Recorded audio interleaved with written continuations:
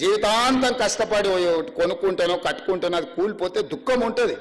దుఃఖం ఎంత ఉంటుందంటే ఇంకా బతకడం కూడా దండగా, ఈ భూమి ఇట్లా పగిలిపోయి అందులో కూరుకుపోయి చచ్చిపోయినా పర్వాలేదు, ఏంది బాధ అని ఉంటుంది. 20 ఏళ్ళ నుంచి ప్రతిపక్షంలో ఉన్న పేదోడు బాధ తెలియకుండానే నేను ఇంత దూరం వచ్చినా. కానీ ఆ బాధ ఉన్న పేదోళ్ళని ఎట్లా ఆదుకుందామో చెప్పండి అంటున్నా. బాధ తెలియకుండా మేము ఇక్కడికి రాలే. బాధ తెలిసి ఒక్కొక్క మెట్టు ఎక్కుకుంటా ఆ పేదలకు అండగా నిలబడుకుంటూ వచ్చినాము. పేదోళ్ళ కోసం కొట్లానే కమ్యూనిస్ట్ పరిష్కరించడానికి.